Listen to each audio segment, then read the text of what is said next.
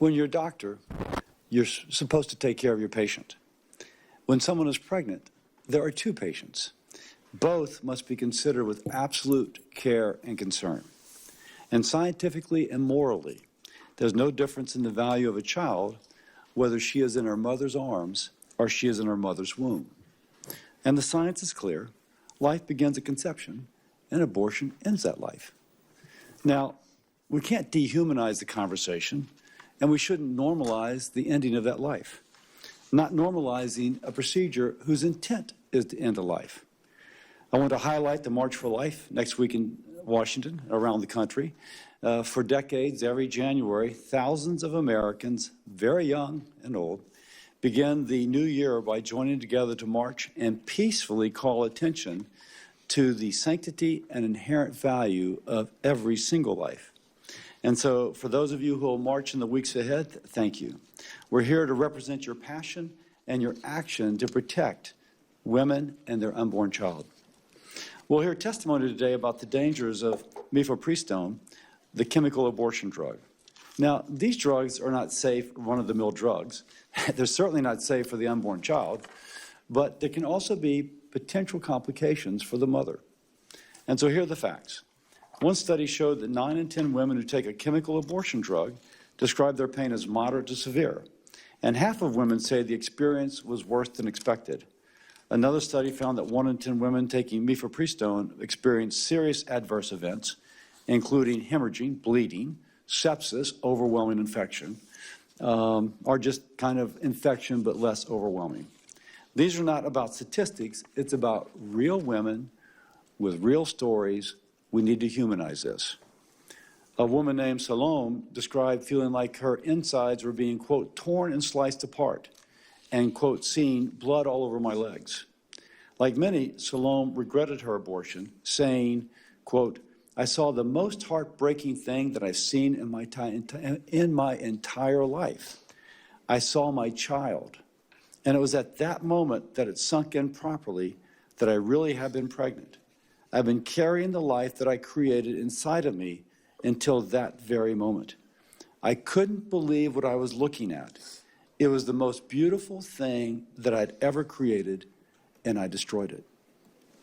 Another woman named Shanice described the cramps as unbearable, saying that it, quote, felt like somebody stabbing me in my stomach. Shanice ended up going into sepsis because the abortion drugs left some of the unborn child's remains inside her. After 2 months hospitalization and a partial hysterectomy, she had to relearn to walk and perform normal everyday activities. So how do we get here? To the point where abortion pills can be ordered online, mailed, taken with no medical supervision, and we have no safeguards against coercion. It started when the Obama administration's FDA, pursuing an agenda, removed requirements to report non-fatal adverse events, effectively no longer monitoring the drug safety. Now, who could be opposed to making sure that adverse events are reported to the FDA?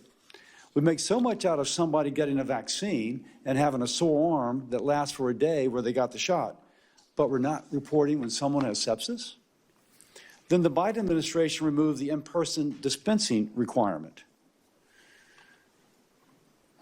which protected women having abortions from serious medical complications.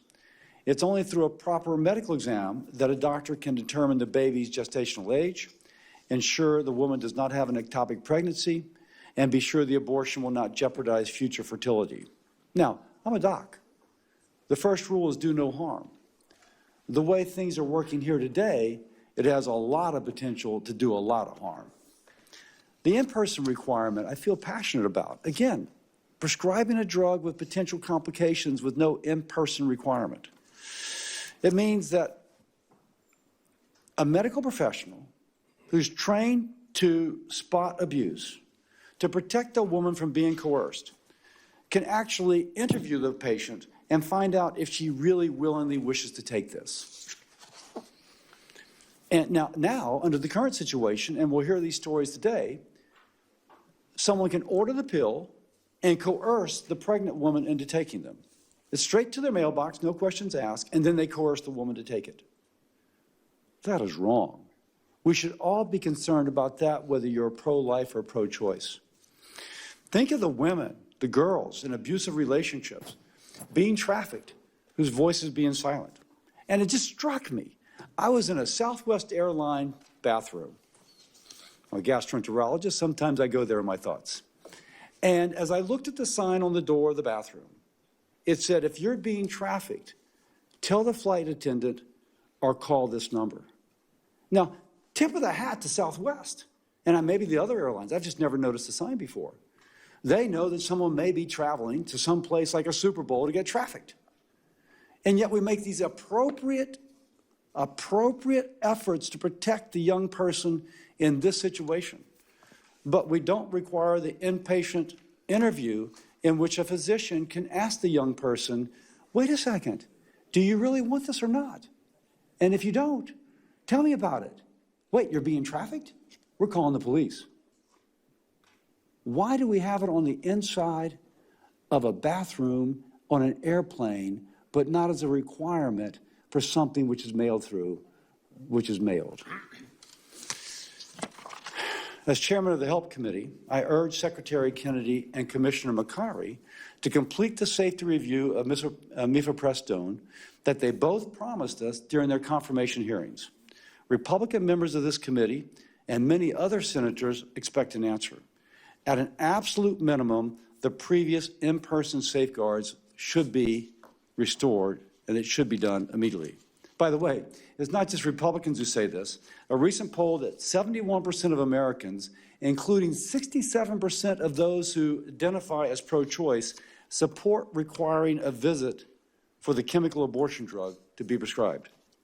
Louisiana Attorney General Liz Murrill will share some real-life stories of women and girls coerced or drugged with the abortion pill. She's holding those violating our state's strong pro-life laws accountable and working to protect these women. Dr. Monique Wubenhorst will provide medical expertise and further insight into the dangers that abortion pills pose to these women. And she'll dispel the false narrative that treatment for miscarriage, stillbirth, and ectopic pregnancy is the same as an abortion. It's an honor to convene the Help Committee for our first hearing of the year to discuss such an important topic. Women, families, and unborn children deserve nothing less. And with that, I recognize Ranking Member Sanders. Thank you, Mr. Chairman. In a few minutes, I'm going to hand the mic over to Senator Patty Murray, who has been a national leader on this subject. But first, let me be as clear as I can be. This hearing is not about the safety and effectiveness of mifepristone. It is not about protecting the health and well-being of women. The overwhelming evidence from the scientific and medical community is clear, and it is unambiguous. Mifepristone is safe, it is effective, and not only has it been proven to safely end the pregnancy, it has been used by women throughout this country and the world to effectively manage a miscarriage. That's not what Bernie Sanders' position is. That's what hundreds of clinical trials and studies in prominent medical journals have found for nearly 3 decades. That's what the American College of Obstetricians and Gynecologists, the largest organizations of OBGYNs in America, has found. That's not my view. It's not Patty Murray's view. That's their view. That's what the American Medical Association, representing over 270,000 doctors, have found. That's what the FDA has found for more than a quarter of a century after it approved mifepristone in the year 2000. Let's be clear about what this hearing is about. It's not the safety of a drug. It is about the ongoing effort of my friends in the Republican Party to deny the women of this country the basic right to control their own bodies. That is what this hearing is about. 4 years ago, 6 Supreme Court justices, all nominated by Republican presidents, decided to overturn Roe v. Wade, abolish the constitutional right for women to have an abortion, and give politicians in state governments all over this country the right to control a woman's body. Since this disastrous Supreme Court decision, 13 states have enacted a total abortion ban, and 28 states have restricted access to mifepristone. That is what this hearing is about. It's whether in the year 2026 we're going to fight to make sure that women have a right to control their bodies, or whether politicians take away those rights. Senator Murray?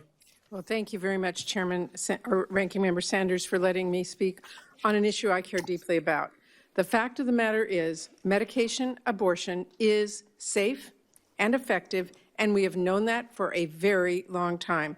FDA had the data to show this when they first approved mifepristone 25 years ago, and its safety was reaffirmed when FDA approved a generic version of this last fall. We have a tremendous amount of data showing how safe this medication is.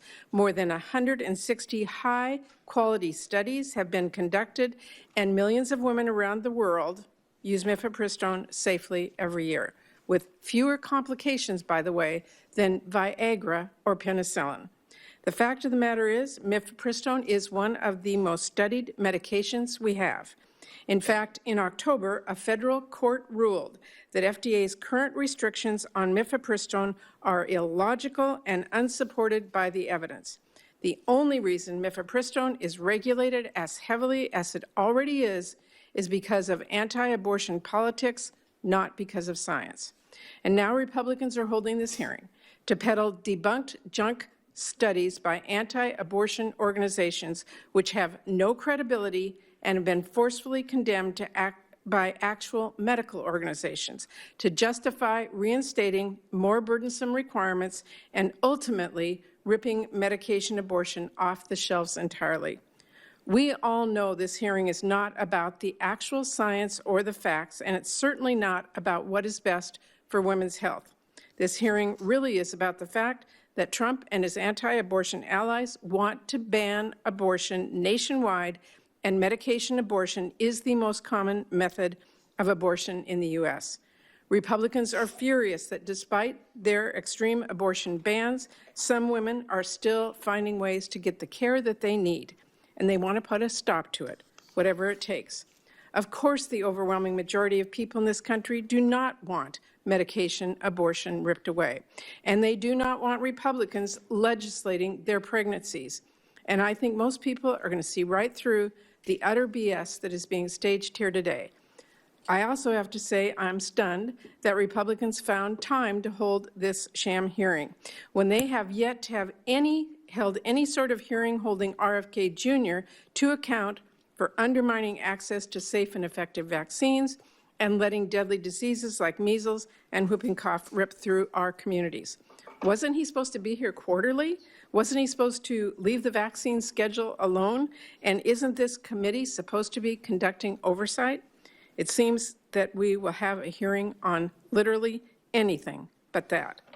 I want to, Mr. Chair, ask unanimous consent to enter into the record 8 statements from leading organizations on the safety of mifepristone and a letter sent by every single Senate Democrat last fall pressing FDA for answers on this new so-called safety review of mifepristone. We have not yet received an answer to that letter. Without objection. It's my pleasure now to introduce Louisiana Attorney General Liz Murrill. Attorney General Murrill has a distinguished career in public service and has been at the forefront of defending Louisiana's strong pro-life laws and protecting women and unborn children. She'll be testifying today about how the removal of the in-person dispensing requirement for mifepristone has led to horrific instances of coercion and health risks for women, and will walk us through the actions she is taking to hold those seeking to circumvent Louisiana's laws accountable. Attorney General Murrill, Louisiana is lucky to have you as our top law enforcement officer. I look forward to hearing your testimony, but before you begin, I'd like to ask unanimous consent to enter into the record a letter from 17 state attorney generals in support of Attorney General Murrill's testimony and advocating against the use of SHIELD laws in connection with the chemical abortion drugs. Without objection, it's approved. Senator, Ms. Murrill. Thank you, Mr. Chairman and members of the committee. The United States Supreme Court returned the issue of abortion to the people's elected representatives in Dobbs v. Jackson Women's Health Organization. That landmark decision empowered Louisiana and every other state to decide how to address the issue of abortion. Louisiana made its overwhelmingly bipartisan decision and reaffirmed its long-standing policy to the right to life of every child, born and unborn. Louisiana's protections include a prohibition on abortion, quote, by means of an abortion-inducing drug, and it likewise prohibits aiding and abetting and facilitating in the procurement, distribution, or use of such drugs. That should have been the end of it.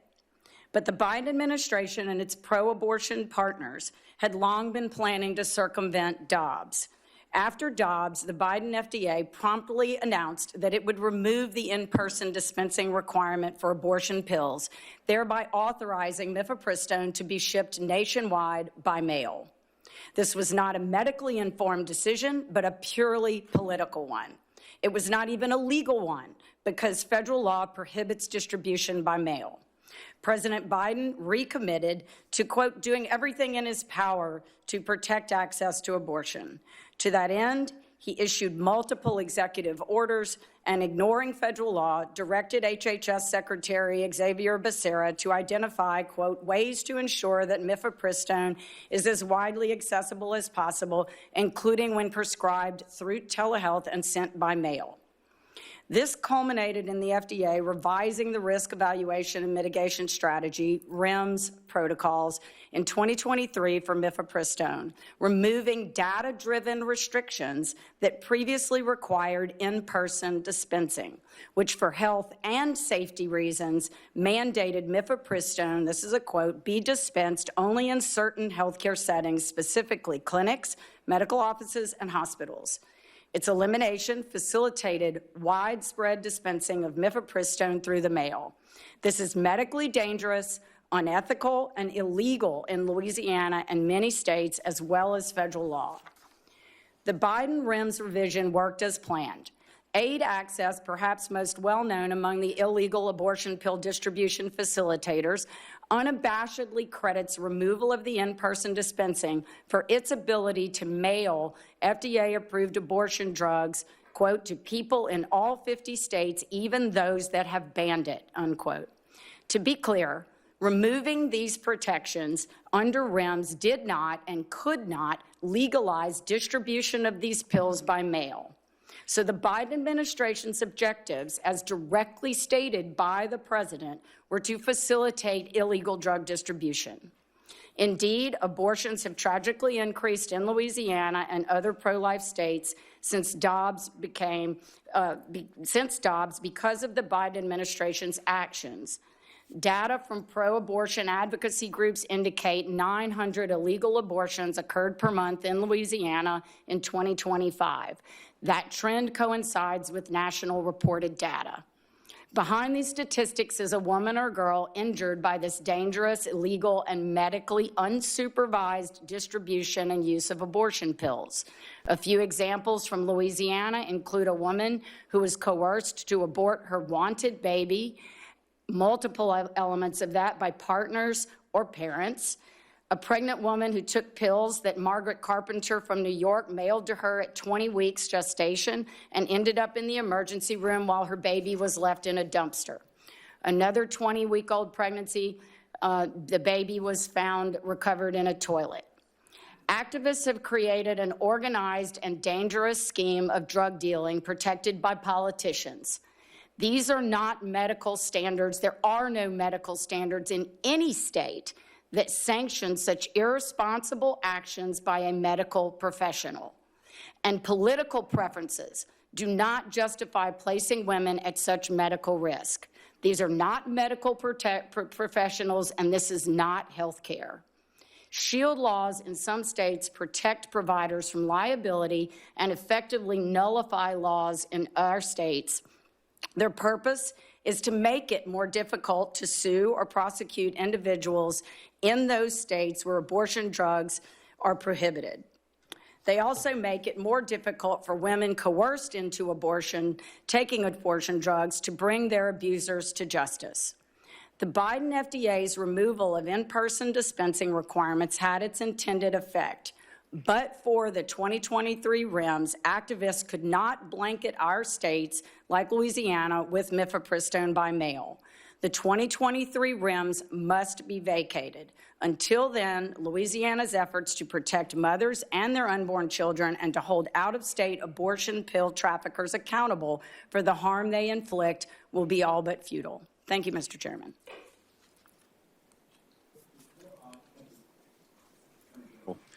Before introducing Dr. Wubenhorst, who will get the award for the most interesting name this entire year, I ask unanimous consent to enter into the record letters from the Louisiana Family Forum and Louisiana Right to Life. Both letters further underscore Attorney General Murrill's testimony about the harms that unfettered access to mail-order chemical abortion drugs cause women in our state. And I now turn to Senator Banks to introduce Dr. Wubenhorst. Thank you, Mr. Chairman. It's my pleasure to introduce Dr. Monique Wubenhorst, a practicing board-certified OB/GYN with more than 30 years of experience in patient care, teaching, research, health policy, and global health. Dr. Wubenhorst is a senior fellow with the De Nicola Center for Ethics and Culture at Notre Dame and an adjunct professor at the Indiana University School of Medicine. She also cares for patients at 2 Indiana hospitals. In her medical practice, Dr. Wubenhorst is focused on providing OB/GYN care to impoverished women at home and abroad. She has also authored over 20 peer-reviewed articles and has served on review boards for peer-reviewed medical journals. Dr. Wubenhorst, thank you for being here today, and I look forward to hearing your testimony on the dangers that chemical abortion pills pose to women, especially. It's great to have a Hoosier here who is such a staunch defender for the unborn and for women. Thank you, Mr. Chairman, for holding this hearing. I think it's really important, and I'm glad that you called this hearing. I appreciate your leadership. With that, I yield back.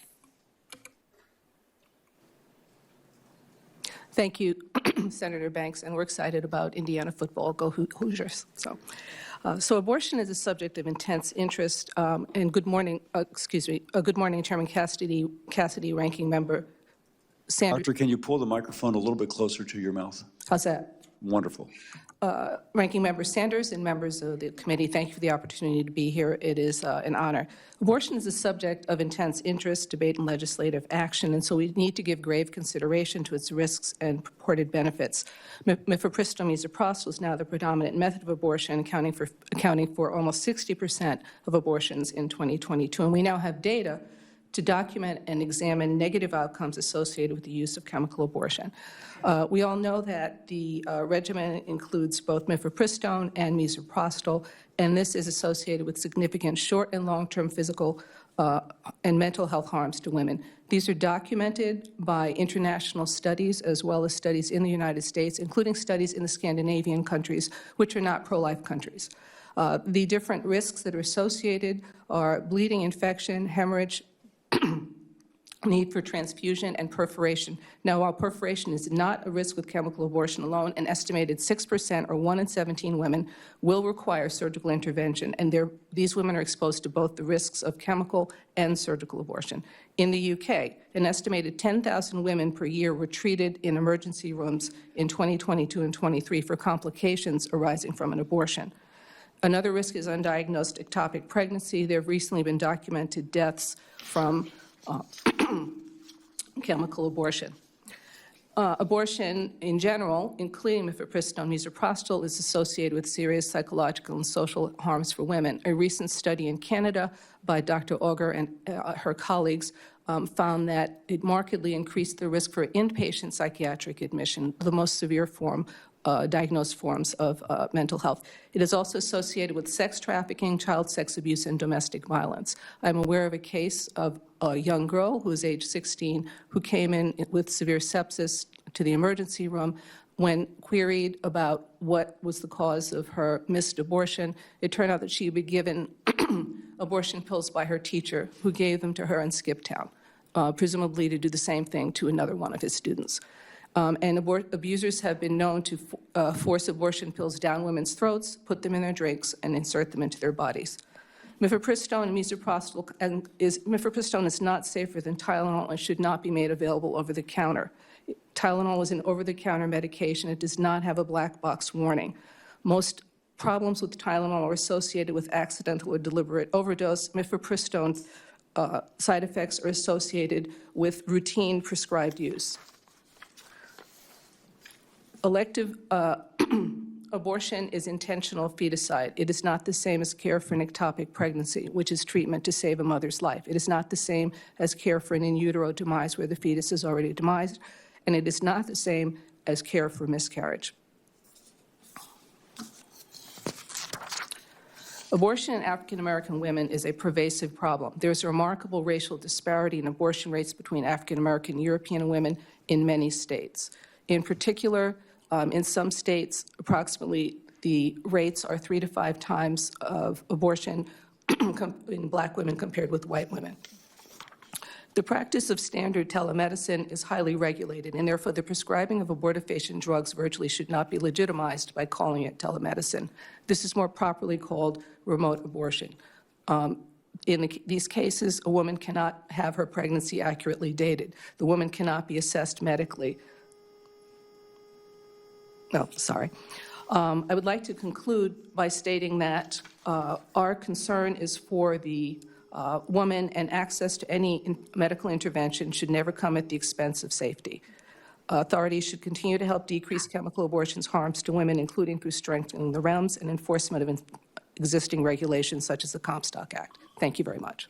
Thank you, Dr. Wubenhorst, and Senator Sanders will now introduce his witness. Thank you. I'd like to introduce Dr. Nisha Verma, who is an obstetrician and gynecologist and a fellow with Physicians for Reproductive Health. Dr. Verma practices in both Massachusetts and Georgia and has conducted research on the impacts of abortion restrictions on women with high-risk pregnancies. Dr. Verma, thanks very much for being with us today. Good morning, Chair Cassidy, Ranking Member Sanders, and distinguished members of the Senate Help Committee. My name is Dr. Nisha Verma, and I am a double board-certified, fellowship-trained obstetrician and gynecologist and fellow with Physicians for Reproductive Health. I provide full-spectrum care in Georgia and Massachusetts. That means that I provide everything from pap smears and cancer screenings to delivering babies to supporting people postpartum to providing contraception, abortion, and miscarriage care. As a doctor, I know that abortion care can be complicated for many people. I sit with that complexity every day, as do so many of my patients and their families. Holding space for complexity is important, but discomfort with abortion can't be used as an excuse to distort facts. So let's talk about the facts. The fact is, the science on mifepristone's safety and effectiveness is long-standing and settled. Over the past 25 years, medication abortion using mifepristone and misoprostol has been rigorously studied and proven safe and effective in over 100 high-quality peer-reviewed studies. Extensive data show that medication abortion through telehealth is equally safe and effective and provides vital access for those who live in rural areas and in the growing number of maternity care deserts in the country. Medication abortion is now the most common method of abortion care in the United States, used by more than 7.5 million people since its FDA approval in 2000. The small number of studies that contradict this track record of safety are deeply flawed. In fact, 2 of the less than 10 have been retracted. When we look to the full body of high-quality evidence, it is clear that the safety and effectiveness of mifepristone and misoprostol is not a matter of opinion or debate. It is the clear consensus of the evidence-based medical community, both here in the United States and globally. Leading professional organizations, including the American College of OBGYNs and American Medical Association, affirm this fact, as does the National Academies of Sciences, Engineering, and Medicine. Globally, the World Health Organization classifies mifepristone and misoprostol as essential medications, among the safest and most effective treatments that should always be available. In my practice, I regularly prescribe mifepristone and misoprostol because I know they are safe and allow my patients to access the highest quality care. When I prescribe these medications, I counsel my patients, ensure they understand their options, review potential side effects and risks, just as I would with any treatment, and support them in making the decisions that are right for them. Miscarriages occur in 10 to 26% of all pregnancies, and I often care for women and families experiencing the loss of a highly desired pregnancy who wish to treat their miscarriage with medication. For these patients, mifepristone, along with misoprostol, speeds up the process, reduces pain, and decreases the need for additional treatments. Knowing that mifepristone and misoprostol are safe and effective for miscarriage management, I took these medications myself a few months ago after my husband and I experienced a devastating pregnancy loss.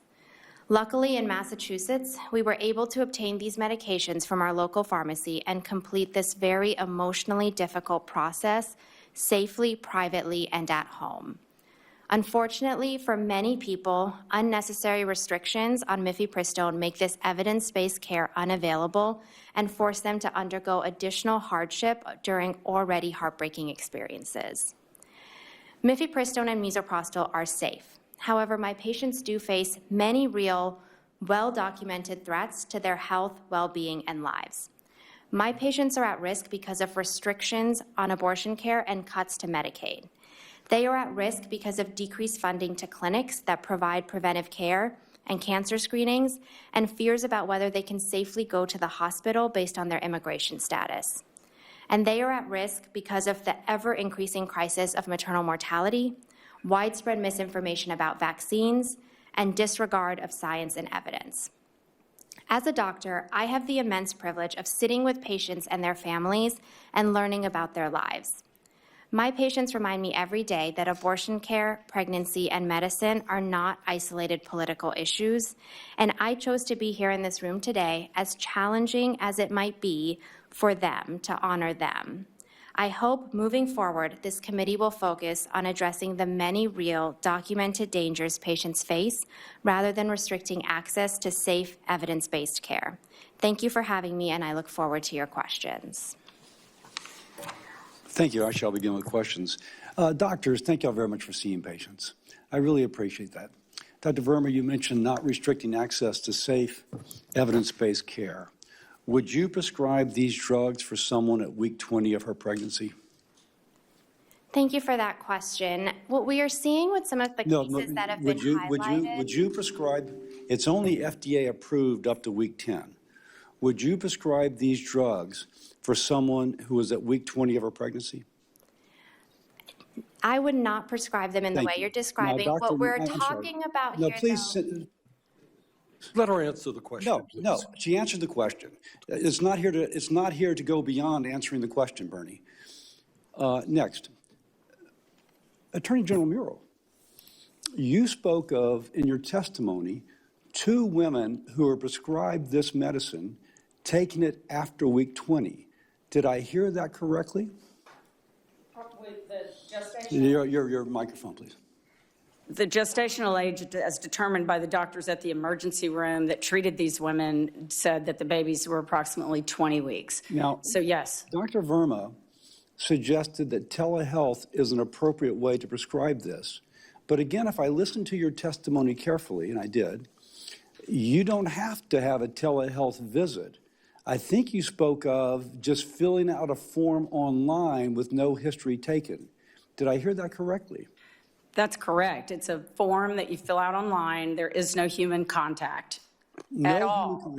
No human contact, and the paperwork that comes with the pills, and we know this because we conducted a controlled buy of these pills through this process. The paperwork that you receive, we also know this through one of the cases, Rosalie Markovich's case. No, we know this. We know There's actually some common ground here. Dr. Verma has suggested that it should be evidence-based and that some sort of human contact is implied. And what I'm hearing from you is that it's being prescribed according to the physician who actually examined the patient post-loss of the child, is that they were gestational week 20 and there had been no contact necessarily. That's correct. There's no human contact in this process. Dr. Ubenhorst, is that like standard of care? No human contact to prescribe a medication like this? I would say it's not only a standard of care, but it's irresponsible. For example, if I had a pregnant woman who came in with a bladder infection and I just talked to her on the phone and prescribed an antibiotic, that would be malpractice. Okay. Now, Dr. Ubenhorst, Attorney General Murrill, very disturbing spoke about women being coerced to have to take these pills. You mentioned it too. Can you comment further on that? Yes, there's substantial evidence in the medical literature that many abortions are coerced. In addition to that, there are published, published 19 cases where, as I mentioned in my testimony, boyfriends, abusers forced women to have an abortion. And so that's just the tip of the iceberg. And Attorney General Murrill, Tony Clayton, the district attorney, I think, in Point Capee Parish. Can you describe the case? I think it was the mother that forced the young lady to take the pill, and there was a complication. Can you describe? Her mother, she was 16 years old, and her mother, who had a documented history of severe physical abuse of that same child, coerced her into taking the pills because she did not want the burden of an added baby.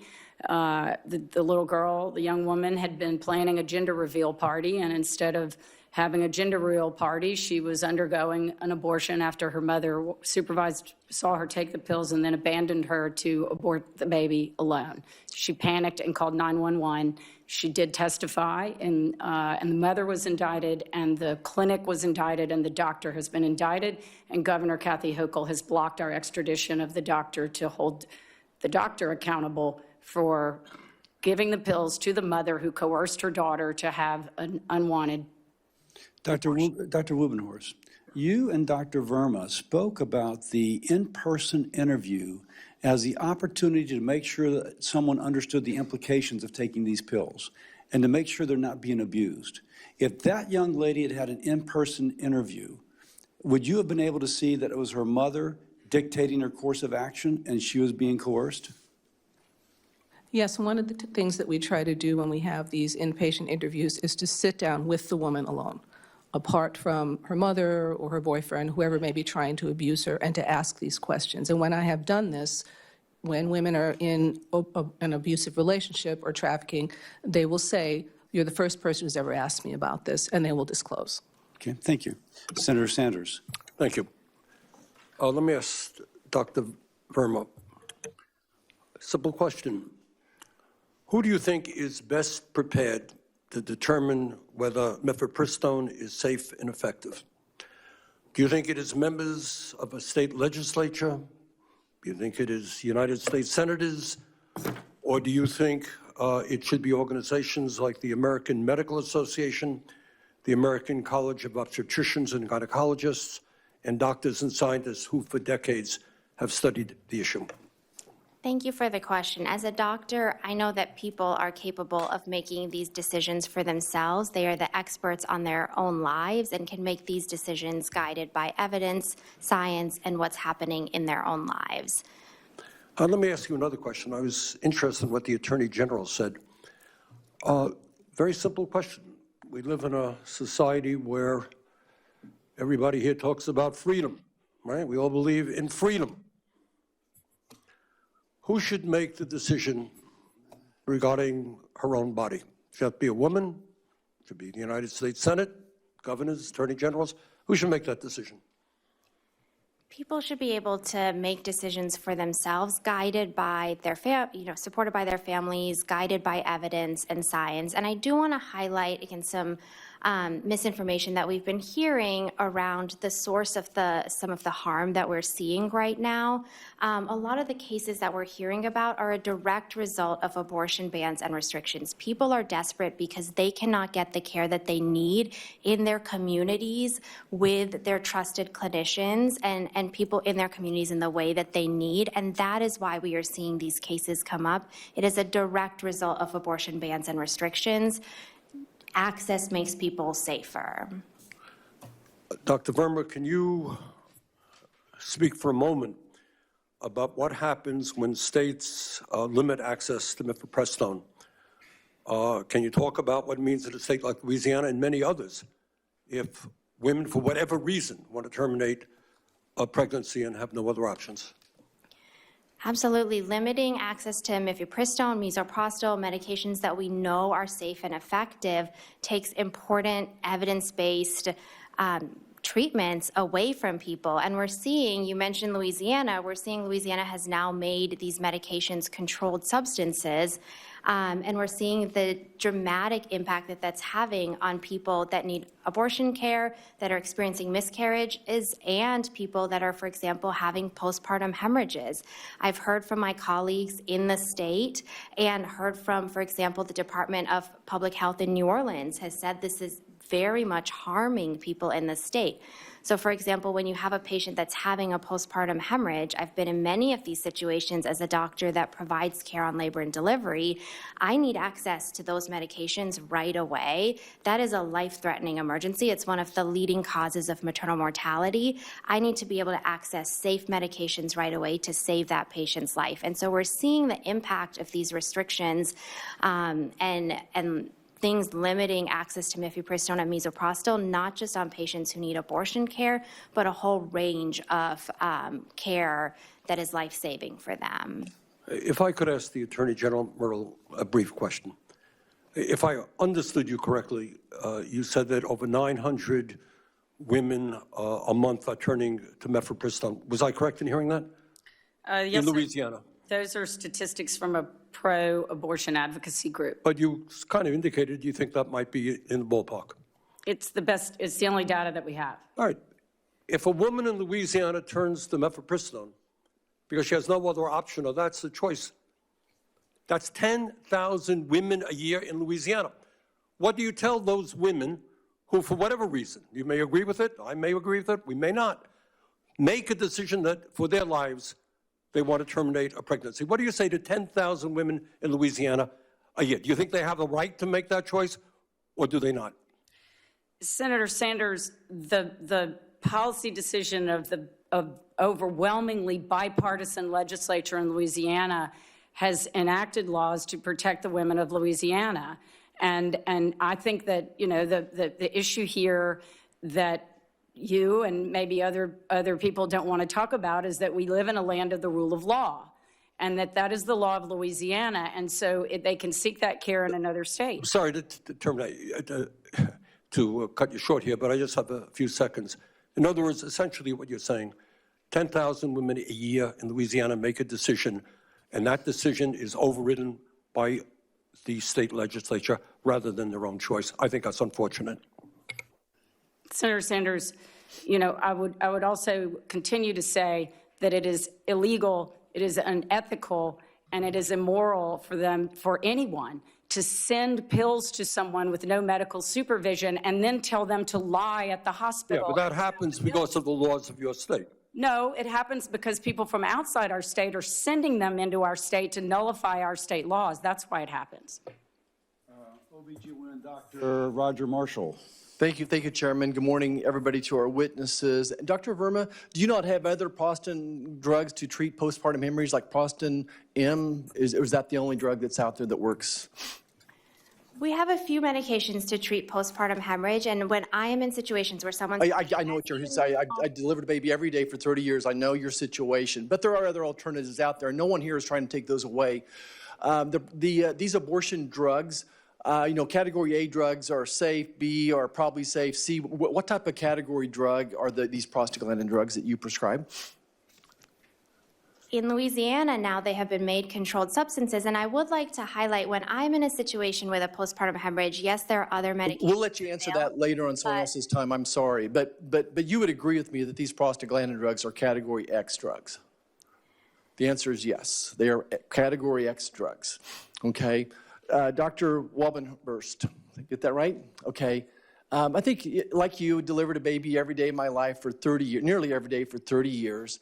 A woman comes in for her first visit, and she tells you when her last menstrual cycle was.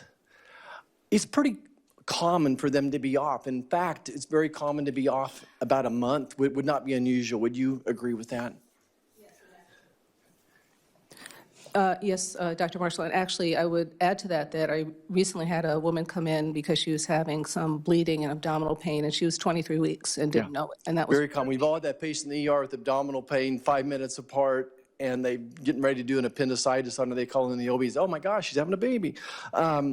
I think you would also agree with me, doctor, that the failure rate of these abortion drugs is probably around 5% at less than 10 weeks. But the failure rate of giving it to a 14-week person over the phone, the failure rate is probably 10%. Failure rate meaning it doesn't work, right? Would an ultrasound, not only seeing the patient in person, but having an ultrasound at your helm there impact your decision making? And you and I don't prescribe these abortion drugs, but taking care of a miscarriage is similar. You and I have taken care of thousands of miscarriages. Would you add any color to that? Yes, I would say that there would be a substantial change. That's because once you get into the second trimester, the risk of hemorrhage increases dramatically. Yeah, so my point is, you do this visit over the phone, the young lady thinks she's 8 weeks, and I have so much compassion for these young ladies. They're scared and they need help, and that's why I opened up my practice, regardless of your ability to pay, to say, look, I had more than one patients come into my office that said they'd been to Planned Parenthood and they were being coerced into abortion, and she came to my office and said, is there anything else we can do, doctor? Do I have to have an abortion? And I said, of course, we'll take care of you. We're going to get you hooked up with Catholic Social Services, and we're going to get you a medical card. We're going to do whatever it takes. But my point is this. That same patient calls me from home or just goes to the pharmacy and picks this drug up. They think they're 10 weeks, but they're actually 14 weeks. There's a 10% chance of this drug not working. And the risk factors associated with this X-rated drug, I'm going to have to read them because I didn't realize this. 5% of the babies that go on to deliver that took this drug, 5% of them have a major fetal malformation, limb deformities. So it's like they're missing fingers, they're missing digits. Cranial nerve palsies. Think of like Bell's palsy, you can't open your eyelids, you can't smile. Cranial nerve palsies, cranial facial defects, and of course premature births. Doctor, I'm going to come back to you. Do you think an ultrasound, seeing the patient in person, is beneficial and safe, and not doing so is below the standard of care? I would agree with that, and I would also add that ACOG, in its committee opinion, says that any pregnancy that is not dated by ultrasound is suboptimally dated. Yeah. Dr. Verma, you take care of ladies with miscarriage, and I'm sorry for your loss as well. It's one of my just worst days is taking care of a woman with a miscarriage. Do you do ultrasounds typically when a person comes to your office for a threatened miscarriage? I do ultrasounds in a lot of different settings, including when a patient is unsure of their last menstrual period and but do you, wants an abortion. I'm sorry, I know you're kind of been coached to go offline here, but do you do an ultrasound on every patient that comes to your office with a threatened miscarriage to figure out how far along they are? I do ultrasounds, again, in many different situations. I think the misinformation here is that when a patient comes Dr. Walpenhurst, do you do ultrasounds when patients come to your office with a threatened miscarriage? Yes, sir. Yeah, Dr. Verma, last question. Would an ultrasound and seeing the patient in person be helpful to you in making the determination of whether you would prescribe these abortion pills? When a patient is unsure about their last menstrual period, we do connect them with ultrasound. What's limiting their ability to get that ultrasound is abortion bans and restrictions in their communities. You don't have an ultrasound in your office? In situations where patients are getting do you have an ultrasound in your office? Because you're talking about telehealth care. I think the answer is yes. Care through telehealth. Telehealth, taking care of ectopic pregnancies, threatened miscarriages, prescribing abortion pills is below the standard of care. You're putting women's lives at danger. Senator Murray. Dr. Verma, do you want to finish answering your question, please? Absolutely. So I just want to talk a little bit about telehealth care, which is an important way to improve access for people, including people in abusive relationships. We have data showing that for people that are in these abusive relationships, telehealth is a critical tool that helps them get the care that they need. And actually, when we're doing telehealth, we have very strict screening processes. And so if there are signs of an ectopic pregnancy, we would connect them with further care. If we're unsure or they're unsure about their last menstrual period, we would recommend an ultrasound. And I really want to highlight here what's limiting people's ability to get that additional care is abortion bans and restrictions. That is why we are seeing these cases, because patients can't get that follow-up care in their communities. They're scared to go to the hospital if they need to because of fear of being criminalized. But that's what's making the care unsafe. We actually have very strict processes that guide our telehealth care, just like our in-person care. Thank you very much for that response. You know, one talking point that we're hearing a lot from anti-choice extremists has to do with the word coercion, that current regulations allowing telemedicine, prescribing, and dispensing somehow empower abusers, as opposed to empowering, say, the hundreds of thousands of women who seek out care that way every year. So, Dr. Verma, which is the problem in this scenario? Is it the availability of a safe and effective drug for abortion care, or is it people who abuse or coerce women? Thank you for that question. I oppose reproductive coercion and abuse in any form. Any type of reproductive coercion is wrong and is something I've spent a lot of my career fighting against. I screen my patients. I find real solutions to support them. We know that abortion care and telehealth care actually helps protect people. Having all of their options helps protect people. We've seen in the data that for people that are in abusive relationships that are denied needed abortions, they're more likely to stay in those abusive relationships and put themselves and their families and children at risk.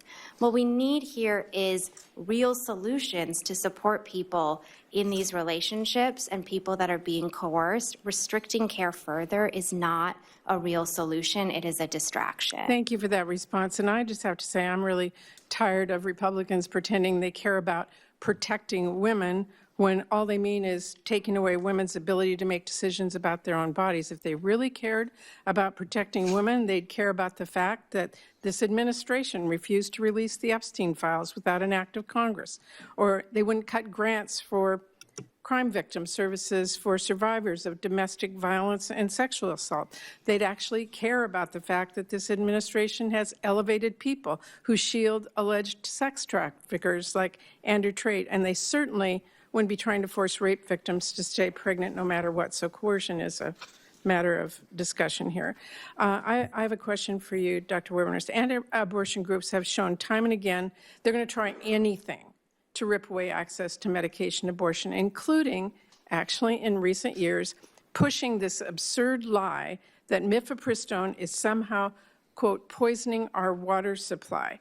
They absurdly claim that when people self-manage abortions at home, they're somehow contaminating the environment. This is crazy. The head of policy for the anti-abortion group Students for Life told Politico last year, and I'm going to quote, "People need to understand they are likely drinking other people's abortions." Dr. Weberners, do you agree that that's the case? No, thank you for the question, Senator Murray, although I do take exception with the way you're characterizing pro-life groups. But if I can finish, I don't really feel qualified to speak on this issue because I do think that there are other products that are disposed of in wastewater. Miscarriages are, menstrual hygiene products are. I do think that it is highly problematic that a woman who receives an abortion drug goes back and delivers her baby in the toilet, in her dorm room, on the floor of the shower, wherever it is. I'm almost at time. Let me just tell you, that is insane. That comment is insane. We all know that the push to use environmental laws to rip away mifepristone is not about the environment. The head of policy for Students for Life literally described it as, quote, using the devil's own tools against them. People need to understand that right now, anti-abortion groups are pushing invasive and dehumanizing laws to block women in states where abortion is legal from getting the care in the privacy of their own home. Republicans need to stop this, and I am just appalled that this is where they are going. Thank you. Senator Banks. Thank you, Mr. Chairman, again for holding this hearing. I think it's really important. The Biden administration made the reckless decision to allow online pharmacies to prescribe dangerous chemical abortion drugs and to let mail-order pharmacies ship them directly to women without a real consultation with a doctor. However, Mr. Chairman, I'm disappointed that the FDA under Dr. McCarry's leadership hasn't moved faster to restore the in-person dispensing requirement and strengthen the REMS program for mifepristone. I hope the rumors are false, some of them are in print, that the agency is intentionally slow-walking its study on mifepristone's health risk. I really hope that that's not the case. And Mr. Chairman, I was hoping that Dr. McCary would be here today so that we could ask him some of these questions directly and clear up those rumors. This is about protecting women from dangerous and even life-threatening drugs and their side effects. And Mr. Chairman, I hope that Dr. McCary and the FDA will address this important issue without further delay. With that, I'll begin my questions. Dr. Wibbenhorst, the 2016 Obama FDA stopped requiring reporting of non-fatal complications from abortion drugs like mifepristone.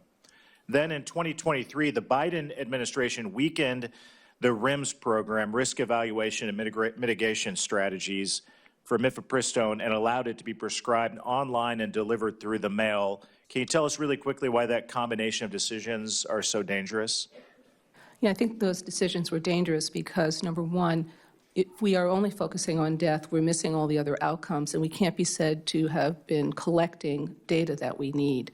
As I've mentioned, in both in the U.S. and internationally, there are studies indicating that mifepristone and misoprostol used for abortion are associated with significant side effects and risks and harms to women. In addition to that, excuse me. In addition to that, the lack of data on mifepristone and misoprostol leads us to come to what I think are erroneous conclusions about its safety. Mifepristone, the requirement is for prescribers, mifepristone, and drug companies to report, but there's no mandatory requirement for hospitals and medical providers. There's no mandatory reporting. So we're really not seeing a huge number of those complications being reported, and this is putting women at harm. Doctor, this is the FDA label for mifepristone.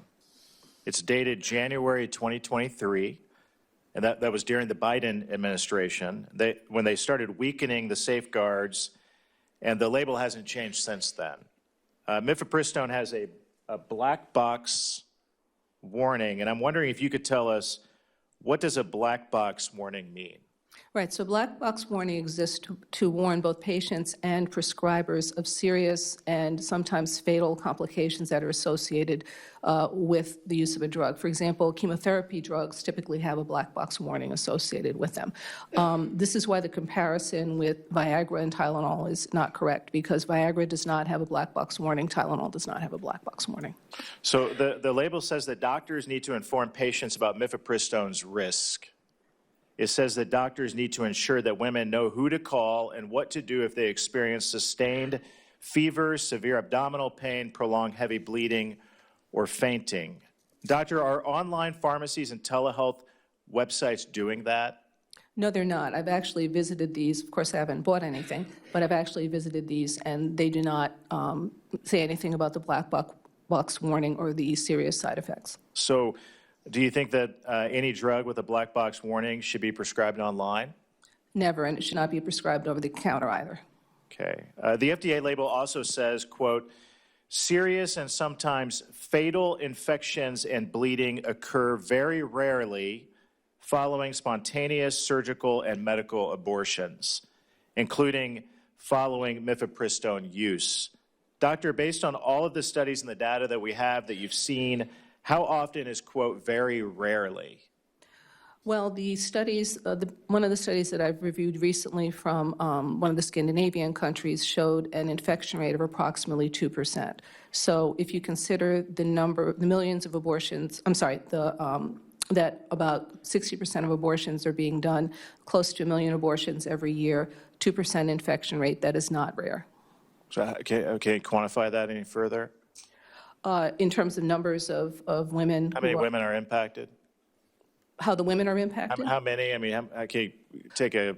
Well, if you said let's say you said 2%, about half, 500,000. So 2% of 500,000. Mr. Chairman, that's so significant. We're not acting quickly enough, and I hope that we do something about this. Thank you again for holding this hearing and your leadership. With that, I yield back. And there's been two to my colleagues.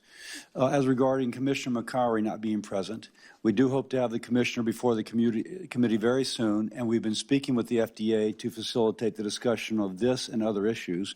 As regards Secretary Kennedy, he did promise to come back, and we have requested that he come back and testify. That was something that Senator Murray mentioned. No, it's in the process. Yeah. And so now, Senator Baldwin. Thank you, Mr. Chairman. This hearing is allegedly about protecting women. But what we're really talking about here is a Republican effort for a national abortion ban by any means necessary. Frankly, if my Republican colleagues truly cared about protecting women, they would ensure that women had the right to make decisions about their own bodies and access to comprehensive and affordable health care. We're currently facing an ongoing health care crisis in this country. President Trump and congressional Republicans' big, ugly bill will result in 15 million Americans losing their health insurance and cause 200 Planned Parenthood clinics to close, cutting off access to cancer screenings and reproductive health care. The 24 million Americans who rely on the Affordable Care Act marketplace are facing drastically increased costs fueled by the expiration of enhanced premium tax credits. And numbers released yesterday by CMS show that the Affordable Care Act enrollment is declining as a result. Dr. Verma, you touched on this in your testimony, but how do these Republican actions to limit women's access to health care generally and reproductive health care specifically, how does that affect the patients that you see? Thank you for that question. It dramatically affects the patients that I see. In Georgia, we have a huge number of maternity care deserts, about 40% of our counties, and many of those patients can't get easy access to their prenatal care, their cancer screenings. I often see women who come in to deliver their babies who have not been able to get any prenatal care. And these cuts are making that much worse. And so we are creating a world where women can't get access to the abortion care they need. They also, when they choose to parent, cannot safely continue their pregnancies and deliver because they can't get the health care that they need. We've heard a lot today of things that are not based in evidence. Here are the facts. Mifepristone has been FDA approved for nearly 25 years. More than 100 peer-reviewed, robust clinical studies have confirmed its safety. 99% of patients who took the abortion pill had no complications.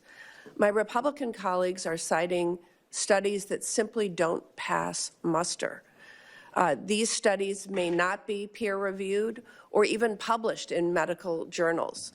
So, Dr. Verma, could you share the difference between the over 100 studies affirming the safety of mifepristone and the so-called studies that my Republican colleagues have chosen to highlight at this hearing?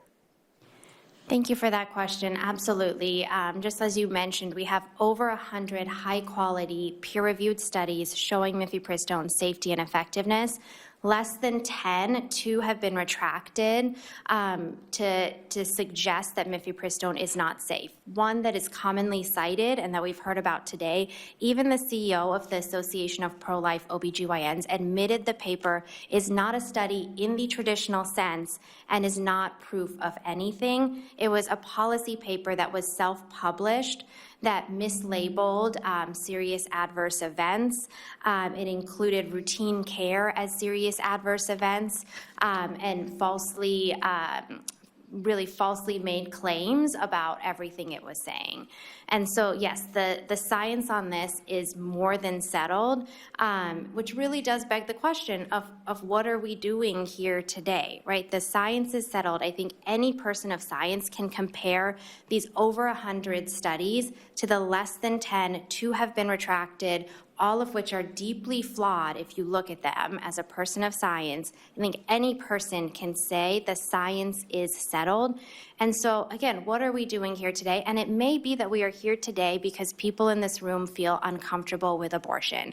And that's okay, and we can talk about that, and we can have an honest conversation about that and complexity and the reasons that my patients need abortion care, but we should not pretend that this is an issue of the science. Thank you. I would offer that Dr. Marshall, as a practicing OB, knows something about science, and he listed some side effects. John Husted. Thank you, Mr. Chairman. Admittedly, in preparation for today's hearing, I had a lot of reflection about my start in life. I started out in foster care and was adopted, and know that my birth mother was under a lot of pressure to have an abortion.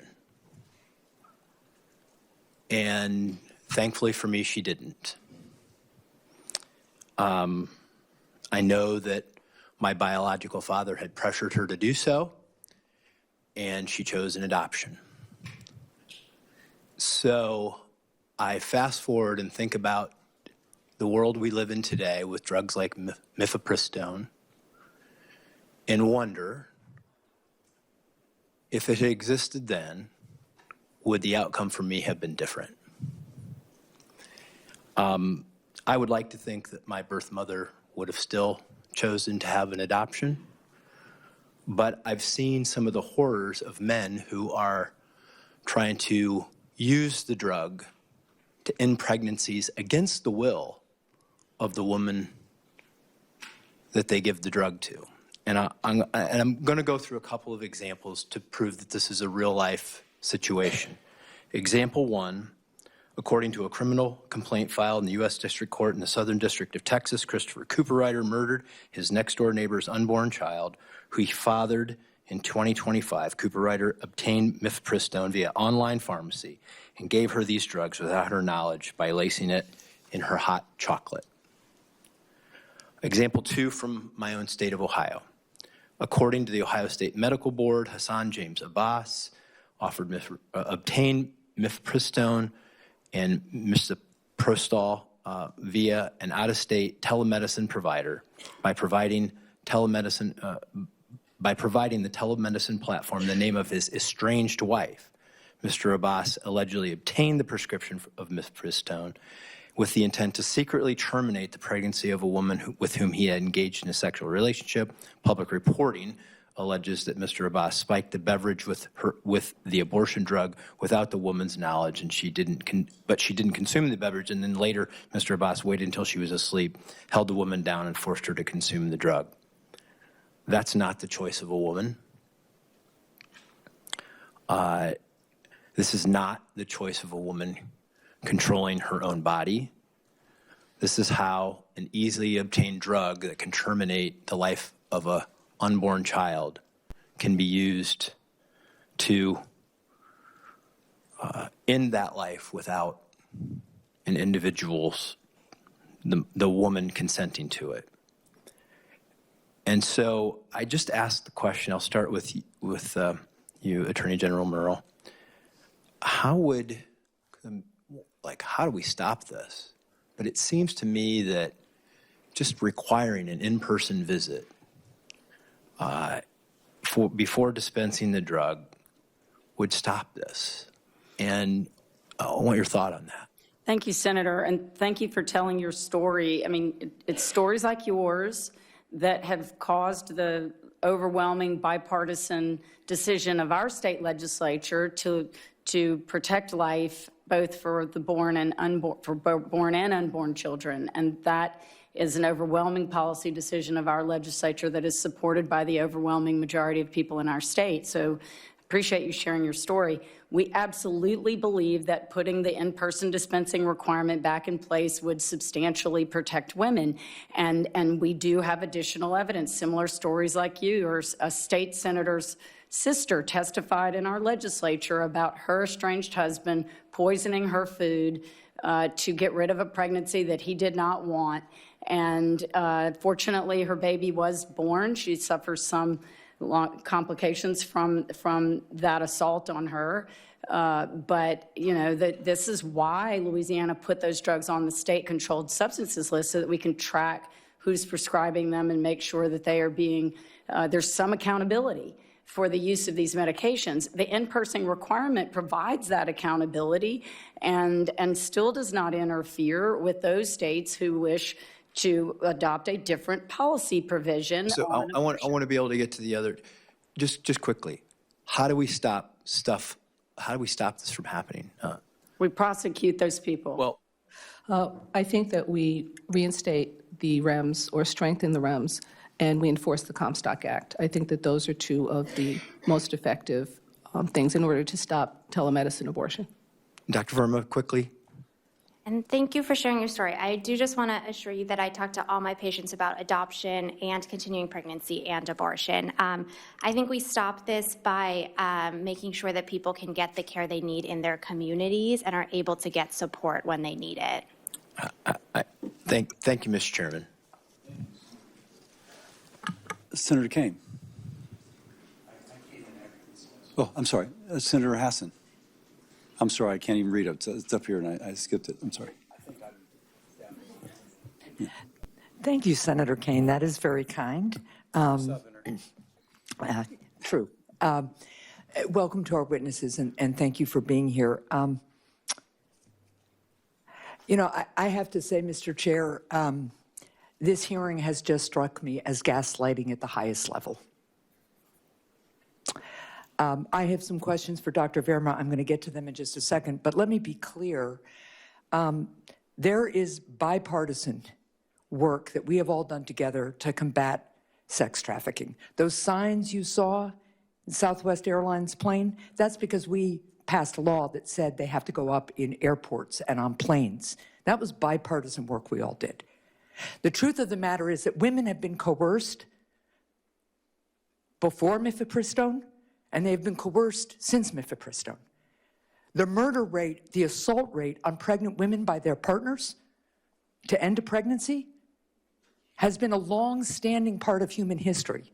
So to blame it on mifepristone misses the point. To say that women shouldn't be able to get this medication through the mail misses the point that abortion bans have created maternal health and reproductive health deserts in this country, so that when you say a woman should go consult with a physician, there are women who would have to travel hours in this country, miss work, find a babysitter, if they have a car to begin with, in order to do that because of policies that have banned abortion and have cut Medicaid in particular. That's what we are facing. There is bipartisan concern that women be able to access health care. There is a bipartisan understanding that reproductive care, to Dr. Verma's point, is complex. When I had a miscarriage at 12 weeks, it was painful. And it was hard, and it was emotional, and mifepristone had nothing to do with it, and I didn't use mifepristone. I had to have a DNC. So the gaslighting here is extraordinary. So let's talk about the real issues. Dr. Verma, Planned Parenthood provides life-saving health care for millions of women. So I recently heard from a constituent, Tricia, in Center Ossipee, New Hampshire, who went to Planned Parenthood to get affordable, basic health care after she left the military. Tricia shared that without Planned Parenthood's sliding fee scale based on income, she wouldn't have been able to see an OBGYN at all. During one of her appointments at Planned Parenthood, Tricia was tested and treated for a reproductive health condition that, if left untreated, could have led her to have serious health complications down the road. Now, President Trump and congressional Republicans stripped Planned Parenthood of critical funding last year, taking life-saving preventive care and screenings away from women like Tricia. Dr. Verma, what long-term health impacts could women like Tricia face as a result of President Trump defunding Planned Parenthood? Thank you for that question and for sharing your story. I see patients like this all the time where Planned Parenthood plays a critical role in their healthcare access for things like cancer screenings, sexually transmitted infection screenings, birth control, in addition to abortion care and miscarriage management. And not having that access point will have devastating effects on people's ability to detect signs of cervical cancer or precancer early, to have sexually transmitted infections treated, to have a lot of the preventive care that people need to stay healthy. Thank you. I've heard from Granite Staters who took mifepristone after the loss of a much-wanted pregnancy. So, Dr. Verma, I understand that there are serious health risks for women if they have a miscarriage that goes untreated. When a state restricts access to mifepristone, what are the health impacts for women experiencing miscarriage? Absolutely. Thank you for that question.